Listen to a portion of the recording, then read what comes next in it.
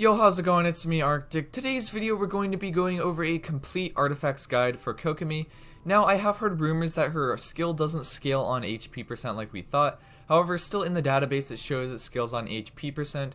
So yeah, I'm still going to do a build guide if this does end up changing on release. However, right now we're basing this off of HP percent, so that is just a little disclaimer right here. Also, you will notice I have covered up Kokomi's actual icon right up here with a little smiley face. Because I don't want to get a copy strike potentially for this. But yeah, we're going to be good at covering the artifacts.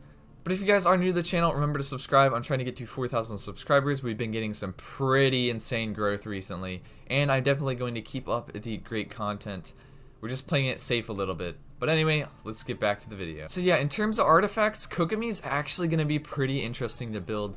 Because you can pretty much put all of your trash artifacts or like trash rolled artifacts onto her pretty much. We also want to keep in mind that she doesn't actually have any crit rate thanks to one of her passives. She basically loses 100% crit rate, so the only potential way to go all the way up to be able to crit is to have more than 100% crit rate, which I think is going to be extremely difficult to do and not even plausible if you are even trying to crit with her.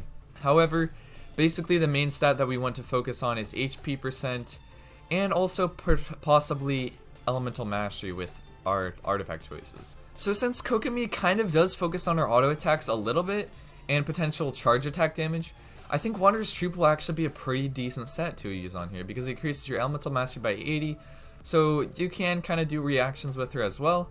It also increases your charge attack damage by 35% if the character here uses a catalyst or a bow. And now this is going to be very strong if you are going for charge attack reaction damage. But this is also going to be good if you are doing just a little bit of DPS when you pop in to use Kokomi's kind of abilities. Another more low-key set that I've actually seen people using on other characters like Yoimiya potentially is going to be the Thundering Fury set. Now this one's 4-piece is actually pretty decent because it increases your damage caused by overloaded, electrocharge, and superconduct by 40%. So if you are using Kokomi as a sub DPS potentially for like a Electro Archon, that could be pretty decent. And this also starts decreasing your elemental skill cooldown, which since her elemental skill is on like a 20-second cooldown, I'm pretty sure this will basically give you a little bit more uptime with it. So effectively this could end up working with a Electrocharge team comp, I would say. A set that you could potentially go is going to be the Noblesse Oblige set. This one increases your elemental burst damage by 20%, and then whenever you cast your burst you give like a supporty type attack boost to your teammates. This one honestly would be alright, I guess. Like, you can end up stacking this with the Millilith 4-piece buff, which I think would be end up pretty good. But yeah, this one overall, since Kokomi's burst does actually do like I think 10% of her HP as burst damage, yeah, this weapon, this could end up being alright if you are going for like a pop-in reaction, you know.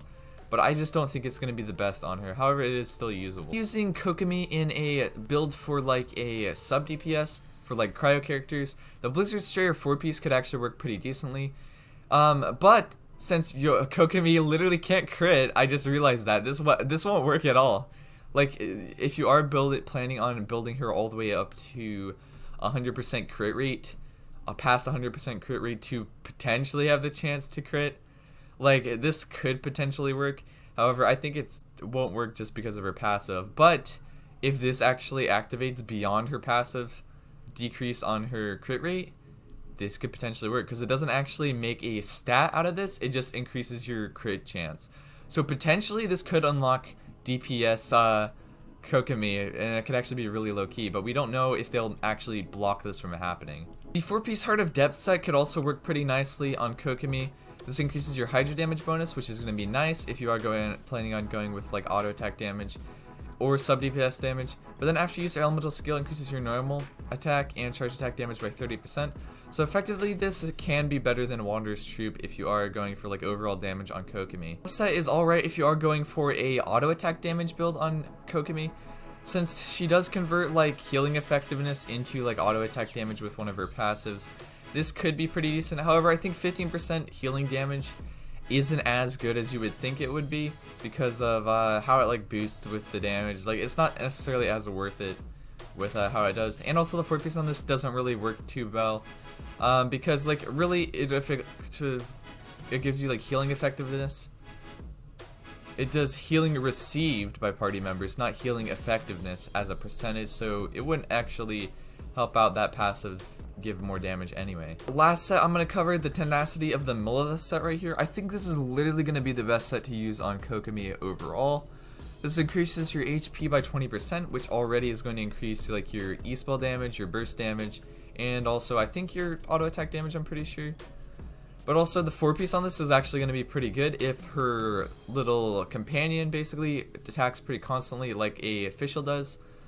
Because when elemental skill hits opponents, the attack of all nearby party members is increased by 20% and their shield strength is increased by 30% for 3 seconds. This effect can be triggered every 0.5 seconds, so that might be actually the same duration that Kokomi's elemental skill attacks enemies. And this can effectively trigger when the character who's using the artifact set is not on the field, so it's going to be nice for off-field sub-DPS Kokomi. So overall, this set I think is what I'm going to end up running on Kokomi. I'm going to basically replace my Chi-Chi with Kokomi, is pretty much how you can look at this, because I use the set on Chi-Chi and it works pretty nicely as well. But other than that, that is it for the artifacts guide for Kokomi.